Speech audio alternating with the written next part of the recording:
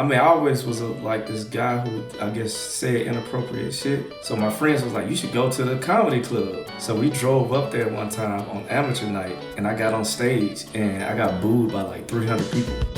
Welcome to Story and Craft. Now, here's your host, Mark Preston. All right, here we go. Another episode of Story and Craft. And as the lovely young lady said, my name is Mark Preston. If this is your first episode, thank you so much for checking out the show. And if you've been here before, welcome back. Glad to have you.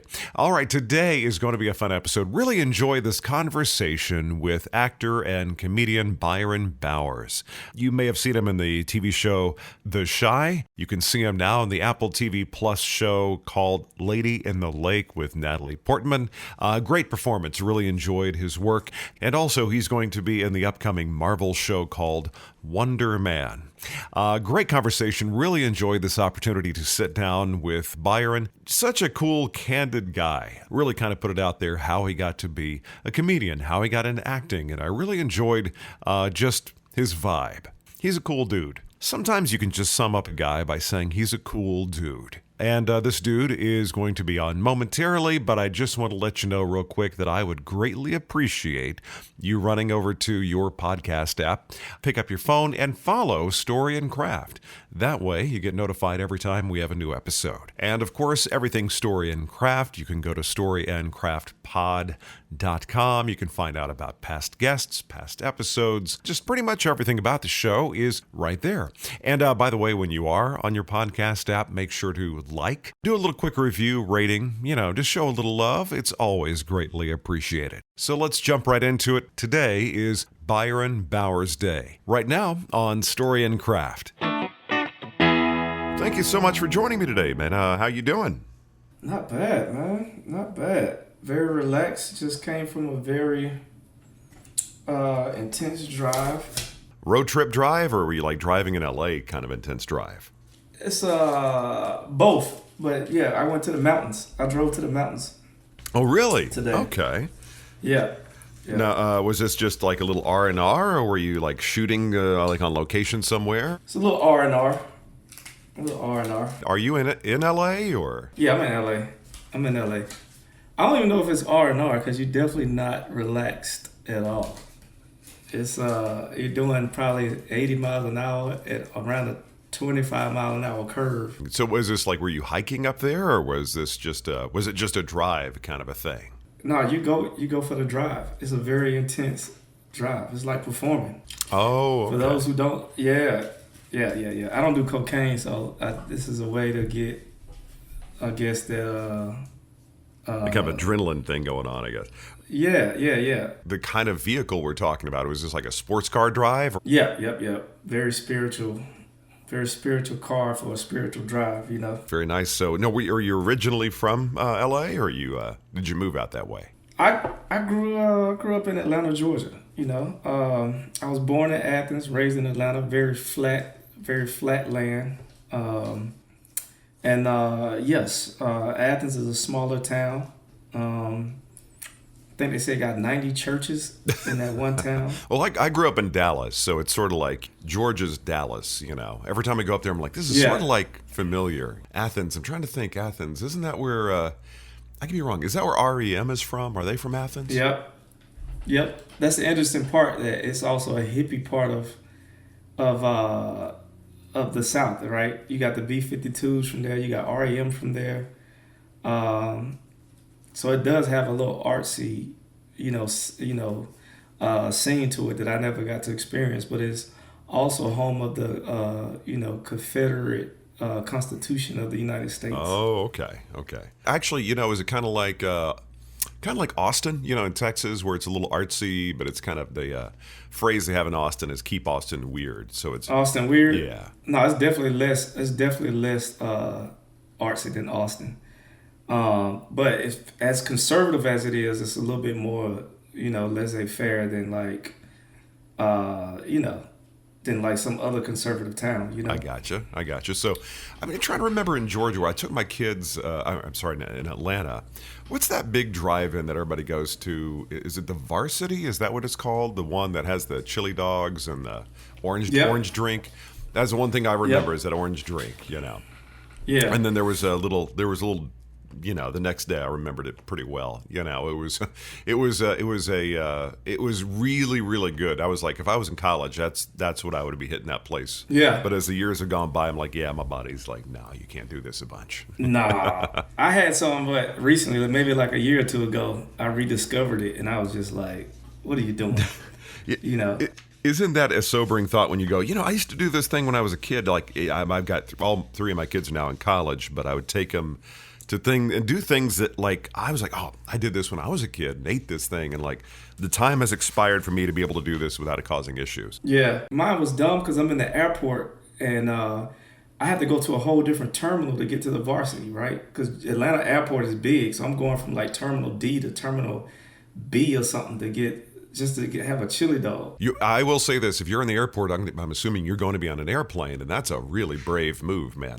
Oh yeah. Usually I keep it bland when I'm flying, By the way, I talked to Dylan Arnold a few weeks ago for Lady in the Lake, and great. I really enjoyed it. His character was out there. It was. Oh yeah, it's crazy. By the way, they're weed eating right outside my door here right now. So, so if you hear anything, it's momentary.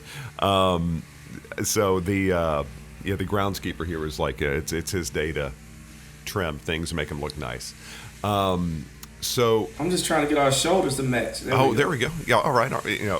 So you're looking more casual and relaxed than I am. I like that. I should have gone t-shirt. But I was curious. The Lady in the Lake. Your background is comedy. And you played a comedian, but there weren't a lot of really funny scenes for you. That was kind of the irony of that. For folks that haven't seen it yet, which is, I really enjoyed it.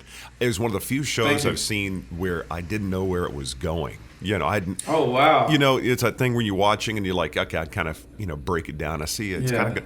I had no clue. I had no idea. Wow. Thank you, man. But it was great. And you were kind of that backbone. You were there. You were like, talking about comedy. And in that era, that was supposed to be, I guess, early 60s. Is that roughly when it was supposed to be taking place? Late 60s. Late 60s. Yeah.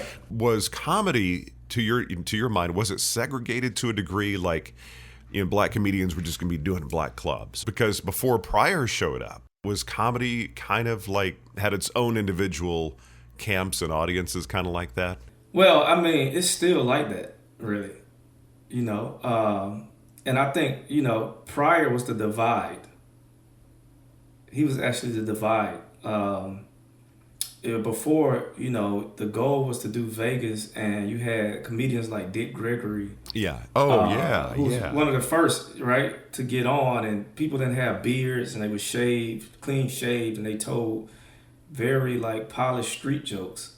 And then Lenny Bruce came out, and then he just started talking about, the inner thoughts and stuff that my comedy really spawns from, like stuff you really shouldn't tell nobody.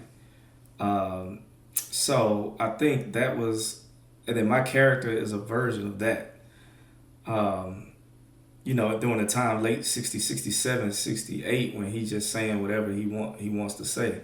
And it's consequences with that, So, and then Pryor came out and really like, that's when things became like black audiences and like white audiences. You had the Chitlin Circuit, but it wasn't like. Was that what they called it? Chitlin Circuit? Is that what it was called? Yeah, that's what it's still called, actually. Really? That's what it's still called. Well, yeah. I remember another one's Red Fox, and I remember watching him on Sanford and Son, and then my parents had one of his albums, and they were out one night, and I had a babysitter. I was like, oh, I'm going to put on a Red Fox album. Not realizing, not really what I was experiencing. I was a little kid, and it was not what was I saw in Sanford and Son. It exposed me to some new ideas. I will put it like that. Oh, yeah. But I didn't know that was a thing. I thought it was just kind of after Pryor, just things kind of. Well, Fred Sanford entertained all. Even though he was dirty, he's the first comedian with the Triple X label on a comedy album, so he entertained all. But Pryor was the first comic to really talk about white people. I think he got white people to laugh at themselves a little bit, or got a chance to see the humor. He was the first. It seemed like that was a transition point. Pryor came on the scene, and it was just like, something changed, Yeah. But I mean, he's on my Mount Rushmore, along with like George Carlin and Carlin's another one. Yep. They both spawned together. They both, to me, are descendants of Lenny Bruce. Lenny Bruce was really the one who had to take those chances and get himself into trouble before. Yeah. Did you kick off your comedy in Atlanta? In Atlanta, in 2005. I dabbled in 2000, and it just wasn't clicking. Like I was going to college, and I had like a bunch of like things going on.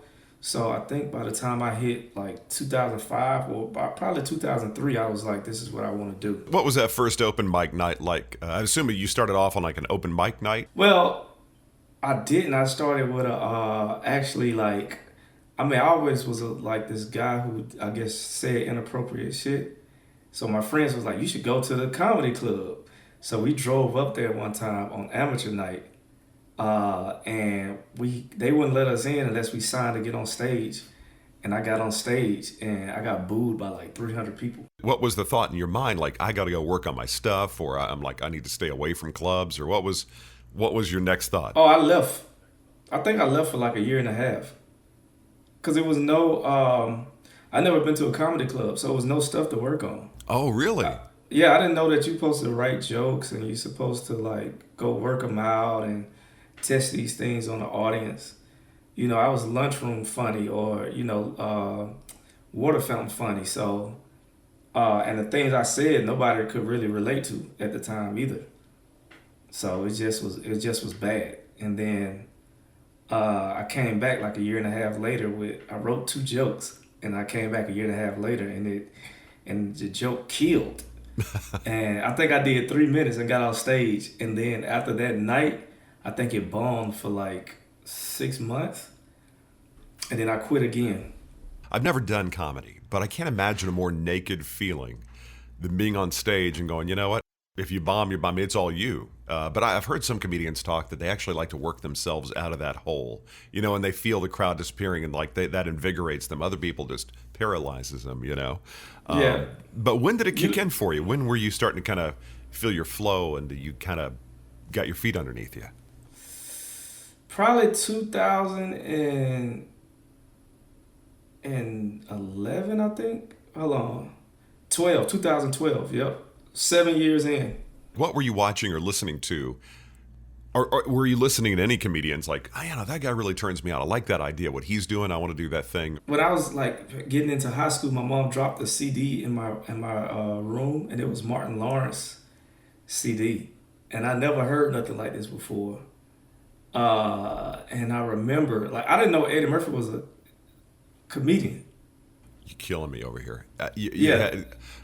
My big epiphany was Eddie Murphy Raw, and I saw that. I mean, I was watching that I think it was 7th grade. I'm a little older than you, but I saw Eddie Murphy Raw, and then there was one other one.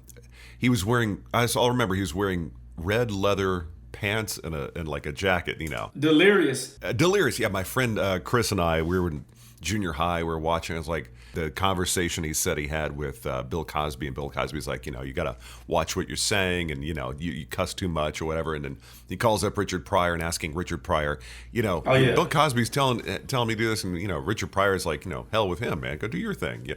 He said it in other ways, but it seems like an evolution, and he was kind of the spawning out of that kind of post Richard Pryor thing, and that seemed, that was a great time for comedy, like when I was growing up. Yeah, like you had like Sam Kinison, Andrew Dice Clay. That's back when HBO was doing a lot of their comedian features. So I was real into comedy when I was probably shouldn't have been watching it. I was a little young, but that's the best. That's the best times, man. Those was the best years, right? The comedy boom, and the way people described it was just like even comedians got paid, and the sitcoms came out of that. So it was a crazy time, and. Yeah, man, I remember, I didn't know Eddie was like a comedian. I remember seeing him in movies. Right. And then I was 3 years in, and I was like, let me study this thing. And I found out about Richard Pryor. I never saw Richard Pryor do stand-up. I just knew of Martin Lawrence and Def Jam. To me, that was the beginning of comedy, right? And when I saw Richard Pryor stand-up, and Robin Harris and all these guys that are like, all these black comedians, I started crying, I think. Until I started crying that day. Because at that moment, I realized that everything I saw from Def Jam and in the clubs was stolen from these guys. Oh, really? Yeah. Were just like the stories, or they're the way they told their jokes? I mean, Pryor created the genre of just urban comedy. He created that genre of talking about what's going on in the neighborhood, you know. The 60s was political. You know, Dick Gregory and these guys did political jokes. Yeah, before that, it was just comedians were more just like joke tellers, right? They weren't really, they told yeah, jokes. pretty much, yeah. Yeah. Not that there's anything wrong with it, but it's just a different style. It's not. Yeah, it's a different style, and Dick Gregory worked the Playboy Club, so that's how he blew up. He was the first millionaire black comedian, and then one night he couldn't make it to a show, and he was like, "It's a young comedian in Philly that's up and coming, and I'll let him do the Playboy Club instead of me." And that was Bill Cosby. So that's one lineage right there. Okay. You know, Bill Cosby, we all know what ended up happening with him, but for the time, I just isolate as like a little pocket of time when he was doing his thing. He was a great storyteller, you know. Yeah. He had this whole his jokes there was a big arc, but my favorite comedians were like, I'm trying to think Robin Williams was in there as well. He would be on my Mount Rushmore. It'd be Robin Williams and Eddie Murphy and Richard Pryor and Carlin was just the guy. I love storytellers. Yeah. How would you define your style? Are you kind of more of a storyteller? Are you quick observations? You know, how would you define what feels good for you? I'm a blend of everything. I started with jokey jokes, and then I started to grow as a comedian, and I reached a point where I wasn't relatable to anybody. My lady left. You know, I was married before she left. I'm sleeping on couches. And, Kevin Hart is doing his thing. And I'm like, I just can't relate to people. I had a dark moment, and I just started saying, like, fuck it. If I can't relate to anybody, then I'm just going to talk about some of my stuff. And then I did a joke about the day I found out my dad smoked crack. I just told the story. And people just came out of the woodworks like, that happened to me too. This happened to me too. And I was like, oh, I found something, So it's just been that brutal, unapologetic. Or maybe they didn't have the exact same experience, but they had an experience of learning something that was maybe a surprising disappointment or something. There's a commonality, even though the story's not exactly the same. Kind of the emotional response to it. Yeah, is. And one guy was on heroin when he saw it, and he got kids himself, and he stopped that after seeing that. So it definitely affected the more traumatic people, right? So it's not a black thing, it's not a white thing. It's just I found my people, which are those who have these. It's kind of a human experience thing. Yeah. So, I mean, that's when stuff started to shift, and then I stopped doing comedies because I didn't find them relatable to me, and it's funny, and I ended up in dramas because my sense of humor it's just the dramatic stuff is just funny to me. If that makes sense. Well, you're playing. Did you find when you're playing Slappy? It was Slappy, right? That's what in Lady in the Lake. Yep. Did you find like, okay, I've been in this place before. I'm about to bust out. It's been a few weeks since I've seen the show, or seen the series, but it was more like he was about to bust out, and it was that feeling of you can feel it there. Was it hard to reach that character, like to find some stuff to really tap into? No, because I consulted on the show, so that's part of my real story, of somebody who follows their dream and the support you don't get sometimes, or that's how you look at it if you follow your dream. But to other people, the reality is you just probably that dude just sitting on the couch. So it was easy for me to get into character because I lived it. But now I get to see it through everybody else's eyes, and they really don't like that, especially women who have to date these type of characters.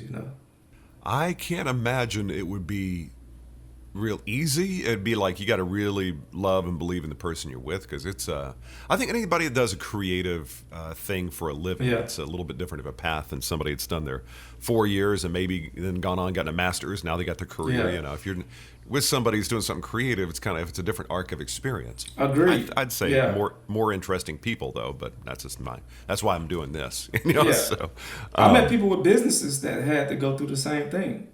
You know, they might not have had their college or nothing, but they definitely got a business or two off the ground. And, you know, it took years. These things take years, which you don't know. Yeah, they say it takes 10 years to be an overnight success or something like that. Yeah. I don't know, maybe it's more. But you said you consulted on the show. Was it just kind of like for your character? Was it more like, how did that part of your experience with Lady in the Lake come along? Did the producer say, hey, I need some input on, you know, fill in the blank? That, and then my girlfriend wrote the show. And oh, I did not even know that. Yeah. How did I not know that? Okay. I don't know, you know, but it's it was a thing of just being an in-house type production, you know. So it was you know, you help to shape the story, and you want some of the nuances to be correct. And without getting into the whole race thing, when you talk about certain races, and it might be written by or shot by somebody else, you want certain nuances to be there. So you have people consult from both, you know, groups of people, the Jewish group, and my girl's Jewish, so. Okay. You see, that's one thing. I'm Jewish, and I noticed that, I kind of felt like somebody knew what they were doing when they put some of these things in there, you know. It was such an interesting show. It's something I want to go back and rewatch. Yeah. I was watching it with my son and his girlfriend, and I was just going to watch a show, one or two episodes, and we ended up like power watching it over 2 days. You know, Oh, wow. It was such a good show. So, no, well done, man. I will say that was your character was. As some people stand out. Another, Dylan, Dylan Arnold was out there. Oh yeah. You know, what he did was just kind of. It was rich. There was a lot going on. There was a lot of cultural stuff. It was a little. It felt kind of like a little time capsule in a way. If you mixed some things together, how it would come out, you know. But it was a great story, man. It was really wonderful. It's genre. It's just a bunch of genres that we managed to, and more for the other writers, because I just sprinkled some salt on it. But they were able to bend these genres together in a way that, like you said, you couldn't tell what was coming. Like, it's not predictable, which is, I think it'd be challenging for audiences now. I think it's very challenging, because everything, then you get a lot of shows that or movies that are remade, and then you have certain story structure and all this kind of stuff, and you can kind of subconsciously pick up, like most rom-coms, you kind of know where they're going to go fundamentally, but you're there for the ride, you enjoy it. Yeah. But with this, it was different. It was really enjoyable. Y'all got to put y'all phones down. You can't cook. You know what I mean? You probably barely can eat while you watch this.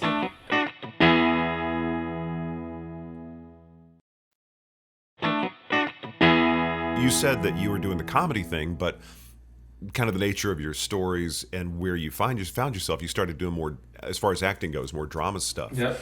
When did you start kind of getting into the acting thing? When I met this casting director, Carmen Cuba, and she brought me in 2016 for this show called The Shy, which is still on, by the way. It's a drama. And I auditioned and I tested for it. Like, I went through 7 or 8 auditions. And I didn't get it, but I got one part as a day player, and it turned into like 7 episodes. And that's, to me, the universe. Wait, so you came in as a day player and they got you into 7 episodes. That's got to be kind of a cool, heady thing. Like, you show up and think it's just working a few hours. Now you're on the show. Yeah, you're on the show and you still don't really know. Like, everything is new to you, right? So you're figuring it out as you go. But I do notice, I'm getting more lines each episode. So I was like, somebody like me, and I got to be doing something right. And then after that, I got the next thing, which was a drama. I tried to take a comedy intensive acting class. And I remember the teacher was like, she was like, name a comedy. And I was like, Breaking Bad. And she was like, that's not a comedy. It's a funny show, but it's not a comedy. And she was like, name another one. And I said, Handmaid's Tale. Comedy, And, okay. Yeah, and she was like, everybody laughing. And she was like, how the fuck, that's what she said. This lady, why you say it's a comedy? And I started breaking down the scene of this lady having this, having to watch this other lady sleep with her husband to try to have a baby. And what I thought was funny about it. And she was like... So you kind of dialed into the situational comedy of like how that's just the absurdity of a moment, That's kind of what you're thinking is funny. Yeah, and I think because the tenseness is always funny to me. And, I'm, like I said, I'm the son of a schizophrenic and been in like, crazy situations, young mother and stuff like that. And you have to find humor in it or don't or not. That's survival, man. Yeah. Yeah. So you had this experience and these mechanisms. Was comedy kind of an escape for you at some point in time when you kind of discovered it? Was it kind of a cathartic, for lack of a better way of putting it? Or what kind of things were you consuming? Like this is your kind of like comfort food, if you will. I mean, like I said, I started with Def Jam and I was getting bullied in school, and then I realized this became a weapon for me, like a defense mechanism. So I could easily like make fun of somebody. 3 people at the time, football players, it didn't matter. And they would like, people would be afraid of me. Really? So then you become this bully. It's the, as Natalie Portman said, the oppressed becoming the oppressor, So it's that's when I realized I had this thing. But, and then on this level, the drama, man, it's like, how do I find it? It's just the tenseness of it. Like life is, we take certain things in life serious, but at the end of the day, we're gonna die, so it's knowing those things, the spirituality part of life, and then how serious we take, like, you put in you can't mix the cheese with the meat, or my first Shabbat dinner is a part where you got to be quiet until they wash their hands, which is hilarious, because I didn't even know how to work the sink. So, well, wait a minute, but if it's Shabbat though, and you're not Jewish, you're the one having to turn everything on and off. You were the Shabbat Shabbos goy, as they say. Yeah. Okay. They would point to the light switch. They was like, "You thirsty?" Yeah. And they walked into the alcohol closet. And it'd be like, I can show you a bottle, and they would like hint at the lights and stuff like that. And I'm like, man, it's a lot of rules here, I didn't grow up Orthodox at all, and definitely far away from that. But I kind of appreciate it. But then again, some of it's you look at it and go, and I think this is any faith or any kind of practice or anything like that, shot through the prism of somebody else's perspective, it can be kind of humorous. But it's like, hey, it's where people find their joy, and you kind of. I think as you all get older and mature, you find, hey, that's where they find their joy and happiness. That's who am I to say that's, whatever. But yeah, in that one scene with, I forgot his name. He's a comedian also, Brett. Brett Gilman. Yeah. And that was a great role for him because he usually plays kind of absurd, kind of adult, Yeah. The moments of tension, and there was a lot of heart, and there was these moments when they're kind of trying to relate to one another. I don't want to give anything away, but he does stand up, doesn't he? Or he just does. I don't. Yeah, he do show. He does shows occasionally. You know what I mean? You could catch him probably at the Dynasty Typewriter in L.A. and stuff like that when he makes an appearance, which is hilarious. But you were saying that we were. I didn't mean to cut you off before, but I think what dialed it in for me is I was in college my freshman year. And I was depressed to where I wanted to kill myself. And, I'm a poor kid in this strange town. And just thinking of how could I kill myself with no resources just became funny. And it was a very spiritual moment for me, you know what I mean? But it was a thing of like, how you gonna jump out the window? You on the first floor. You gonna be at the club fucked up in a wheelchair. People got to put straws in your mouth. Like all the funny things. And I felt like spiritually I was talking to the universe at the time. We was just going over these scenarios. Because he was like, do it. This is going to happen to you. And if you do that, that's going to happen to you. He's like, you can't hang yourself because that means you got to tie a noose, and you black people don't tie nooses, and all these thoughts, you know what I mean? And it just became funny. Yeah, so was the finding the humor in it, or did you have a chance to talk with someone, or what kind of pulled you through that funk? And I don't mean to sound reductive when I say funk, but I mean it's like that thing of. Well, no, that's what it is. But you have to really, I think, understand. For some of us, we have to get to those lows and work ourselves out. For us to really appreciate, life.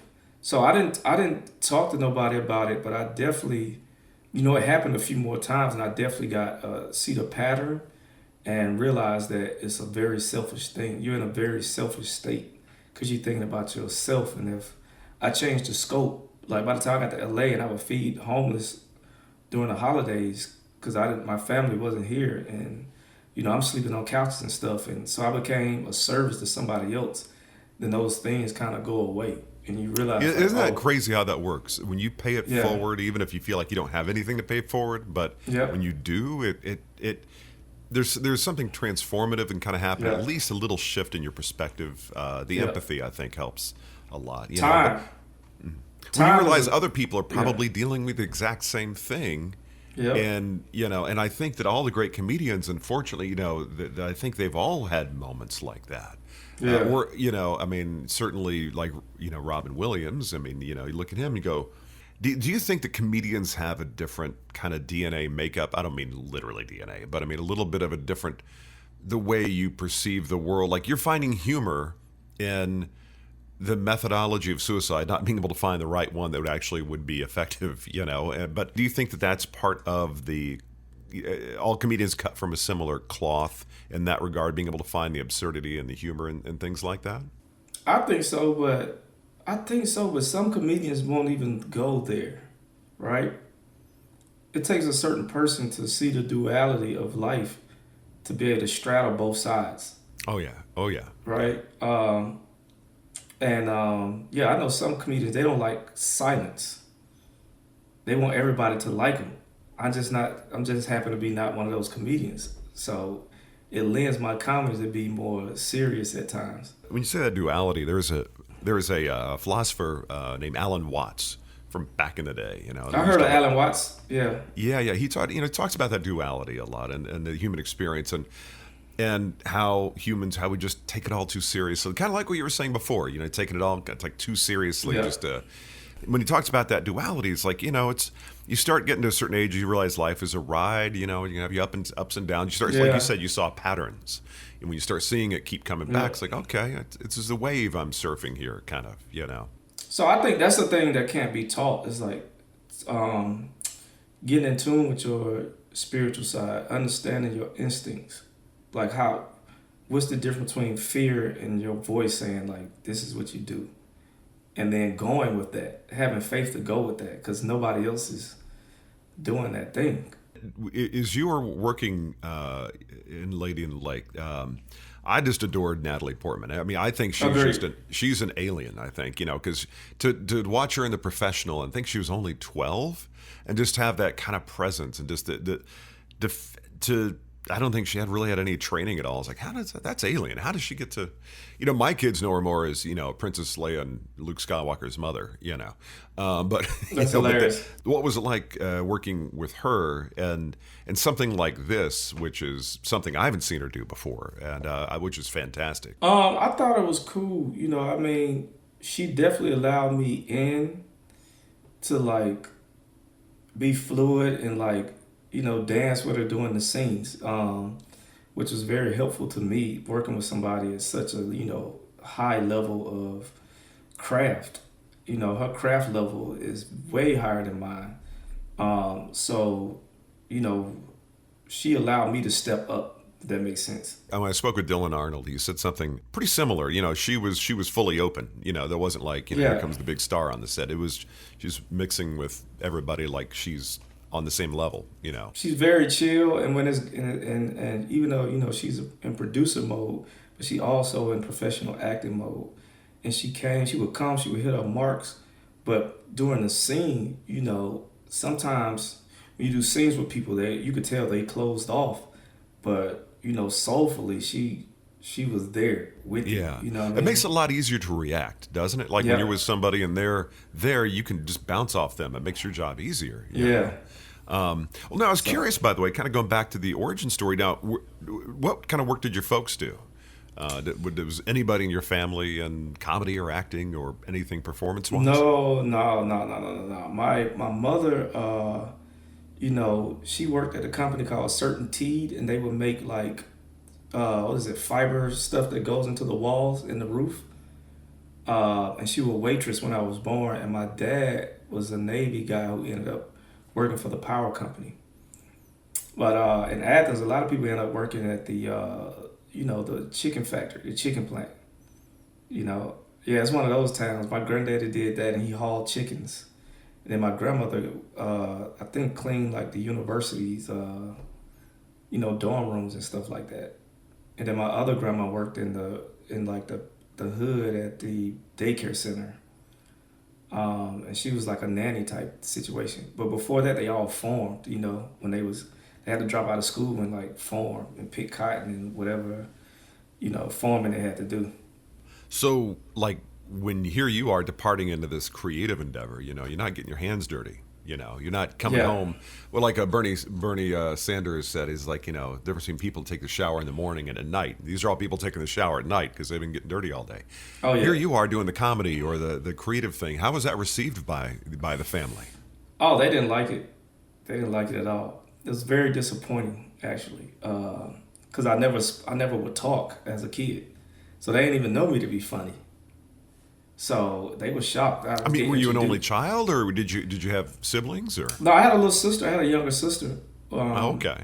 Who probably had more personality than me, but it's just shocking, man. I was also one of the first to graduate from college. Also, I went to school for engineering, and I got a Bachelor of Science in Business Management. So, they stress education a lot. And then at the day I graduated, that's when I dropped the bomb. Like, I'm just going to do stand-up. It's kind of like one for you, not one for me. It was one of those. Yeah, so that added to the disappointment. My grandmother definitely didn't like it, like the silliness and all those things. Well, fast forward, you're finding success in doing this thing. What's their perception now? Kind of like, are they like, are they getting it? Have they got, okay, this is a thing he does and he does well, or is it still like, I don't know, man, one of these days he'll get a real job? Here's the thing. My grandmother don't believe people should fly. Like in an airplane fly, or? Yeah. Okay. So this is that's way more successful than what I do. So I can imagine she's just like, oh, okay. When they be like, how was your little gig? Then that just let me know, like, okay. But she's definitely happy that I think it took me around the world. I think it's something shocking to people when something like this like starts to pan out and it takes you everywhere. Having kids, I'm like, I just want them to find joy. I think a lot of parents want to have like their kid have a fancy title on the business card, or have like, okay, you're with somebody who's Jewish, the Jewish attorney, the doctor, that kind of a thing. I just like, hey, find joy in the world, find contentment in the thing you do, feel like you're contributing something, like that pay it forward thing. That's what I want for them, and it could manifest in many different ways, If hopefully my daughter would like, could do whatever she wants to, and she won't have to worry about finances, you know what I mean? But, as of now, she got to worry about it. Wait, so how old is your daughter?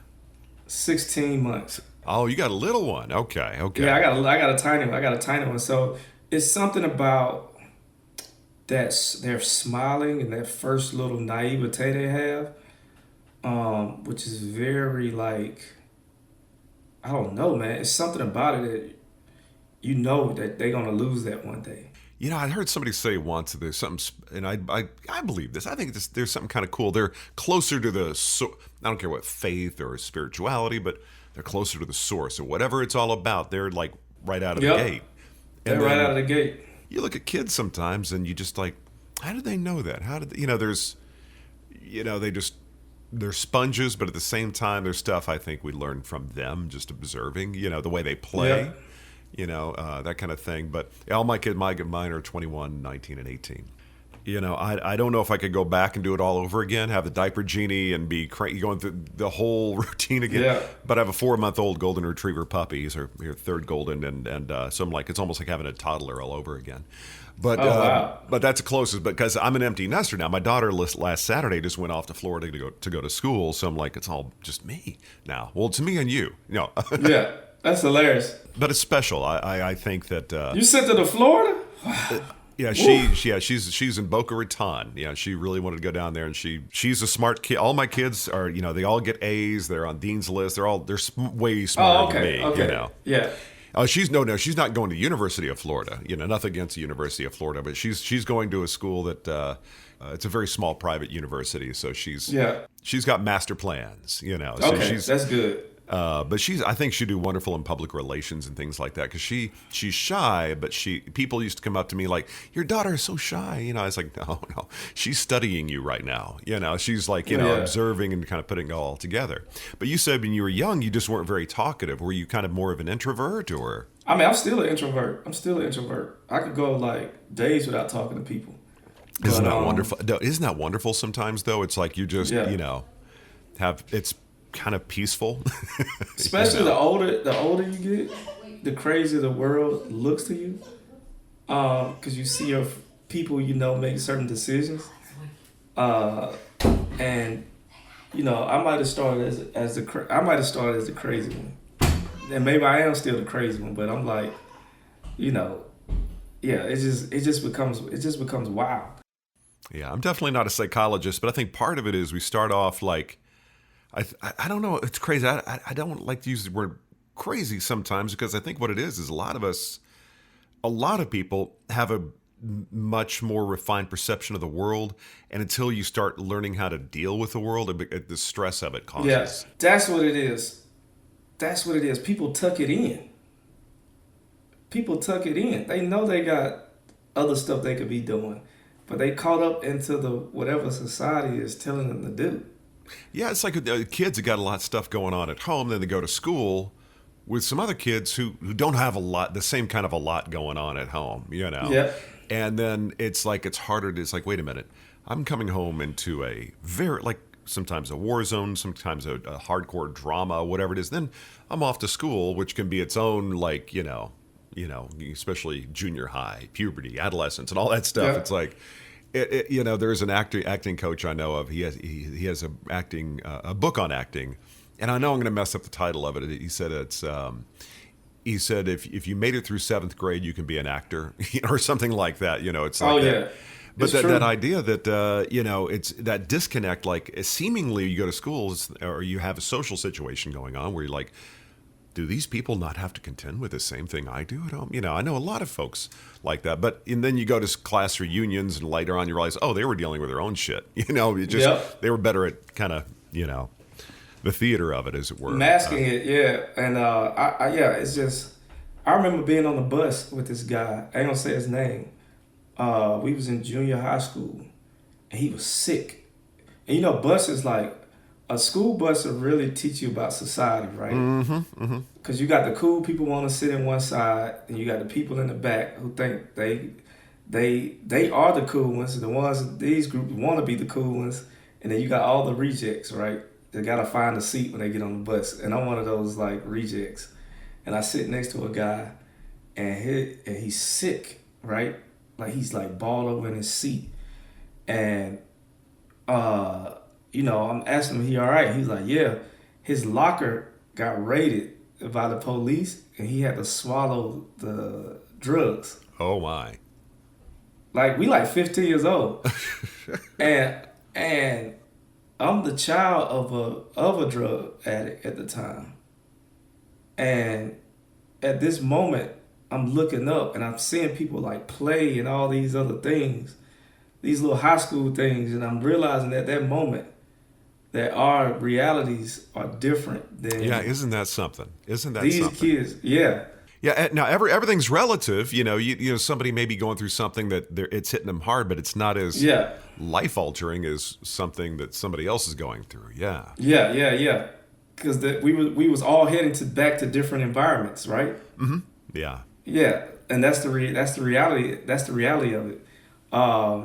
So yeah, man, you're right. Those times are very, very challenging, and to go through that again in Hollywood is the pattern. To me, Hollywood seems like it's like a really, really, really big high school. Yeah, sometimes it is. Yeah. I think especially when I speak to young actors, and it just seems like, especially with the advent now, which thank God I didn't have social media when I was a kid. I can't even imagine that layer of stress. Like my kids, like my daughter Emma, she just does not want me taking pictures of her. I'm like, because she thinks I'm going to post them, and I never do, Yeah. But it's like, they don't want anything to do with social media and having their pictures. Like, it's just not, that does not get them going. Whereas other kids they went to school with, and there's nothing wrong with it, but it's almost like kids in school now are running their own public relations agency for themselves. Like, here's what I want the world to think about me, Agreed. I think it could be a little something wrong with it because, I mean, and kudos to you that your children don't want to do that. So it just shows a level of confidence sometimes, and they might value your opinion over the opinion of some dude in Iowa. That's why I don't even get on Twitter or X or whatever. And, for me, I just don't see any value in arguing. It's like you got enough acrimony in life in general. It's like, man, I want peace. I don't want to invite this person into my world. But some people get into that; they thrive. And I think like one of my favorite current comedians is Patton Oswalt, who I think he's very active and but he brings some of that into his show, I think. But I'm kind of curious to talk about the comedy thing. Just a side note, like, who are you watching right now? Like, who are the people like that kind of fire up your imagination? Maybe make you want to get back on stage and work some things out. I don't see too many comedians myself, because I think once you find your voice, you don't have to observe it too much. And when you're in a relationship, you don't really need to do it too much if you're in a loving relationship. Oh, yeah. Well, no, I mean, more like what gets a laugh out of you? Like, who are you going, like, this person cracks me up? For more entertainment's sake, yeah. Who I see that I like is this guy, Ali Sadiq, who's a great storyteller. He's a great, amazing storyteller, and he paints the pictures well, and he takes you on that journey, which I think a good story does, right? Indeed. So that's somebody who I like watching. And then also, live is probably somebody that, I don't know the name, but if I'm in the club and they go on before me, it'd be like the worst joke you ever want to hear that you wouldn't repeat, I still like those water cooler, water fountain humor jokes. Oh yeah, I do as well. The other thing is people that can tell a story that is awkward. It just makes them feel awkward, or you would think it would. But everybody, I think you mentioned it even earlier, that everybody can kind of identify with it. I think I had Dane Cook on a little while back, and here's this guy working like this big stadium, and I can't even imagine as a comedian being in the round and having just you and a microphone and all these people looking at you. But it seems like the more you put out there, it kind of, the more it connects with people, and it kind of like, it could be not necessarily overtly funny, but it's something we all identify with, and that is kind of funny, Yeah, agreed. It's a way, and I'm doing that now as I regroup and rebuild. Now that I got a family, it's like, what do I want to talk? Can I talk about the same things I could talk about? Am I the same person? Like, as I figure these things out, it's a part of the journey, because I know everybody else is going through the same thing. Yeah, that's the kind of the humor I like. That and the wordsmiths. That's why I like Patton Oswalt. To me, is kind of a wordsmith. He can work. That Carlin was that. I mean, Carlin would. I heard he used to write out, everything was written out, and just his memorization. If we could get Carlin back right now if we can just get him for like a few months, if you watch his stuff from the 90s, even earlier, and where we're living at now, it's like, Okay, he knew something. There was some. Yeah. He had a little crystal ball there. You know. I think you can see it. I think you can see the patterns in where we're heading because we've been here before. Mm-hmm. Oh yeah. In society, different societies before us have been here before. So it's crazy how we end up here. Somebody was like, I was talking to a young person. They was like, if we end up here, they was afraid. They was like, what can we do to stop it? I'm like, spiritually, it's just part of the human cycle. You're in it for the ride. It's like surfing. You may fall off the board, but you're in it. Just kind of go through it and just go. Enjoy it. Bruises. Yeah. Enjoy it. They said the world is messed up, but this is our world. It don't matter what's going on in the world. This is our time as spiritual beings on this planet to enjoy it. Because if you like 20 and 30, you still got to deal with arthritis and shit in like 20 years. Yeah. Or needing reading glasses, yeah. Oh yeah, mine's coming. So. Oh yeah, I was like, I made it just a little past 40. Everybody says when you turn 40, I'm like, I still got amazing vision. Then I was like starting like squinting. I was like, all right, here we go. But no, you've got. By the way, I heard something. Aren't you doing like not Wonder Woman, but Wonder Man? Yes. Yep. Okay, I doubt you can say that much about it, but I kind of took a look and saw that Ben Kingsley is going to be doing this thing. I saw that. I can't confirm and deny, but I've read the same thing you've read. So stay tuned. Stay tuned. Are you still doing the comedy thing? Or are you kind of focusing just on the on camera thing? No, I was on stage. I was on stage the other night talking about the. Well, I guess I can't say what I was talking about, but because it's better for a live show. But I took we took our daughter to Israel in November. So just talking about her first little war, my baby's first war, I don't mean to laugh, but it's some of that stuff that's like gnarly, you got to but laugh. The absurdity of it. You got to laugh because it's people there. It's people we know are there raising their. Well, let me say, knowing the people who kids. live in Israel, they have to find that sense of humor a lot of times. Yeah.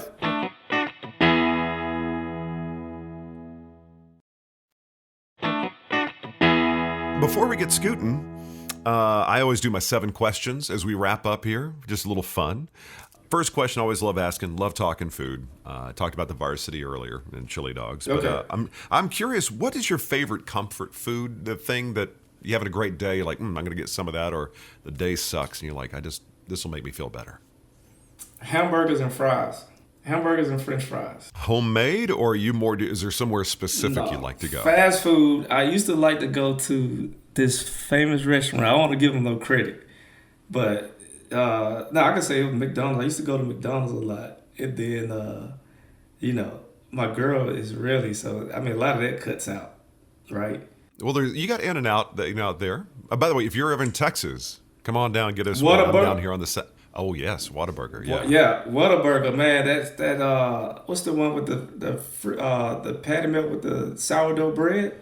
Oh yeah, the Texas Whatever. toast. Yeah. You just eat it in your underwear, Whataburger, So I definitely like that. I can't have as much anymore. So now, when I go somewhere, it has to be very like special. Like now I'm finna spend like $20 for a hamburger. Yeah. I'm not supposed to eat them no more. It gotta be good. I don't believe certain things are ever designed to be fancy. Pizza, burgers, tacos. Yeah. There's something about like utility, like I do like In-N-Out Burger. Whenever we're in California, we're always there. But now we live on an island on the South Texas coast here, and we got one Whataburger on the island. South Padre. Yes, sir. That's where I'm at. I've been there. Crazy story, but yeah. But so hamburger fries, that's your comfort food. That's righteous. Yeah. Now, next question: if you're going to sit down with some for coffee, talk story for a few hours, you got 3 people you can sit down, living or not. Who would those 3 people be you would like to sit down with? Wow, that's wow. I never thought about that. I think one would be John Rockefeller. The second would be probably maybe Pryor. And the third, I think I would do my grandfather. I'm there with you. One thing, if I was younger, I wish I had the presence of mind to know to ask a lot of questions, to really digest even more, But that's good. That's good. And so, are you a coffee guy? No, we would have to do like lemonade or something. Another great drink. If you're from the South, it's just what you do, Yeah. That tea. But the other thing is, I never got into the sweet tea. I like regular tea. I don't know. I'm What? a weirdo. It's What? good, but I like it I like just the flavor of the tea, not too, little, like lemon though. I'm down with a lemon, but not a lot of sugar. But having lived in New Orleans for a number of years, they go crazy on the sugar, and I don't like it that sweet. Oh, of course. Yes. I love it. The next question I got for you, going back to when you were a kid, who was your first celebrity crush? That's crazy. I want to say big time was Nia Long. Okay. Was somebody I really remember, like, oh man, she's like bad. She's beautiful.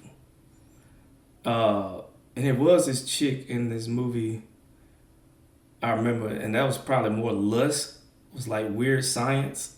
Oh, was it Kelly LeBrock? I don't remember the name. Yeah, it was just a look for then, because she was stacked, But then as far as like a crush, like, ooh, I could marry somebody like this, is like Nia Long, Nia Long, wasn't she in a lot of the 90s, like Yep. teen type stuff? Yeah. It was very important because then, in the 90s and I watched a lot of black TV because that's what I knew, I think a lot of the women looked like ordinary cute girls. It wasn't like, oh, this is the hottest chick out of our league. It's like, no, I go to school with that girl. So. Oh, it also was this chick that Prince used to play with, I think Vanity or something. Oh, Vanity, yeah. But that's more on the lust. That's more on the lust side, right there. That was an era. I feel fortunate. I grew up in the 80s, but was in my 20s, like in the 90s. My mom was 20, or early 20s when she had me. So to me, that was the music, right? Like I remember being 3 and watching the Thriller video or something like that, and that was my favorite thing seeing was the Thriller video. So, yeah. There's a whole like documentary I think on that album, how Thriller changed the landscape when that album came out. The next question I got for you is, if let's say you're going to be on an island for a year, it's like a resort, somewhere you want to be. It's going to be a nice place, but you don't have internet. So if you want to watch a movie, you're going to have to bring a DVD. And if you want to listen to music, you got to bring an album. What would that DVD and album be for you for that full year? Something you could watch and listen to over and over. Wow, that's oof. I want to say probably Midnight Marauders by a Tribe Called Quest. Was like a blend of jazz and hip hop. They really hit it on the head to where it just sounds good, and I would have to listen to it on the 90s Sony Walkman. Because that's when I heard it for the first time. Little foamy like earphone things. Yeah, and I would sleep to that album. That and the Martin Lawrence album I would sleep to. And then movie, man, I still think The Matrix was one of the best movies to me because of what it meant spiritually. Yeah, I can see that. So I think about it now. If that power goes out and we got so many books, I feel like we got the internet at our house. So, yeah. I need to be more into reading than I am. It's just I got this issue. The only time of day I can sit down and read is going to be in the evening, and I do that. Yeah. I always end up waking up with a book on my chest, because it puts me right to sleep, reading does. So. Yeah, dude, I don't read. I'm a slow reader. I'm a slow reader. I read 1 page a day if I had to read. But we got them. Yeah, so even if you didn't have power, you got entertainment. I got the last couple questions here for you. Now, if you were to say, from the time you get up to the time you go to bed at night, what are the component parts of a perfect day for you? Like if all these things happen, it's a solid day for you. I think, man, my baby's sleeping till like 7. I get to look at the stock market open at 6:30. I get to place a trade on QQQ and it goes straight up. My girl gets up, she exercises, she's feeling good. Baby's, healthy, feeling good, and then I go like crush a show that night. Um, everything is in sync as far as us dealing with the baby and like the schedule. That's what it looked like now. Having a true good family moment, to me, it probably transcends a lot of things. Yeah, and that age is, believe me, it goes by fast. Just you swim in it, and because it's gone just like that. It's people like you that makes me like stay home, because I can't hold her like this because she was 5 weeks early and she's outgrown that. So this isn't even comfortable to her no more. Like to put her to sleep. I will say I had this presence of mind. I had 3 kids in I was a single dad, 3 kids in diapers. I remember stopping and going, this is stressful, but I know I'm going to want one of these days back. 10 years from now, I'm going to Yep. There's something very special in these got to be like that spiritual thing. I think Zen of being a parent is you just got to be in that moment with them then. And then you've done your job, That's just my 2 pesos on that. I mean, I agree, man. Life changes. Like, I don't remember what I did before this, but I definitely think as long as I do this, I'm on. You slept a lot more. I did, and just a bunch of random, like, hanging out late, hunting, so, but now I think I'm on track to, I feel like I've done what kind of the human thing, right? And I could live forever. If I raise my daughter right, then she will do the human thing, and then my DNA moves forward. That's what they say. Kids are. It's a way to send yourself into a time you will never see. That kind of idea. Yeah. Now, if you weren't doing this for a living, and this wasn't your day to day, this wasn't how you provided for your family, what would you be doing for a living? Panhandling, selling bootleg CDs. Miscellaneous car parts. I don't know. There's a various bunch of nickel and diamond going on. Different phase of entrepreneurship. Yeah, until I got it right, because I mean, I'm the guy that went to school and said it was a scam, and it was probably about to lose my ways anyway. But you landed in the just right place, I think education could be a gift or a curse depending on where you're from. Now, I'm kind of glad a lot of jobs now are saying you don't need a college degree if you can do this. There's something said about life experience, which, my kids go to, they're on private universities, but I'm like hoping my kids find that thing that just they love, Yeah, even if it's not school though, it could be like, all right, you was born, where you was born at? I was born in Dallas. All right, so you're a Dallas guy, right? But then you add this layer of education and you find out you're a Jewish person of Jewish descent. And learning those things change everything. The education of learning your history and where you at now change everything. And sometimes that knowledge can alienate you from certain people. But tell you what, the last question I got for you. Now, if you got a DeLorean, you can go back in time, 16-year-old you can go and hang out for a few minutes. Piece of advice you would like to give 16-year-old you that you feel like would make that part of your life better or maybe put you on a little bit different track. What would that piece of advice be? Man, I don't know if I would. Maybe I would observe. Yeah, I don't know if I would say anything. Yeah, at this moment. I don't know, because it all led me to this place. And I also felt that was kind of done already. In some weird way. Like, I would have homeless people tell me stuff and it'd be like, and they would go back to saying whatever crazy stuff they would say. But it was something in that instruction that led me somewhere forward. Like you said, it'd be interesting to observe with adult eyes what was going on back then. Yeah. Like, oh, that's how I ended up like this. Okay. I'm definitely fortunate to have a lot of, instinctive moments that have led me to where I'm at. And I think if I was to say something, it would take away from that kid listening to his own voice.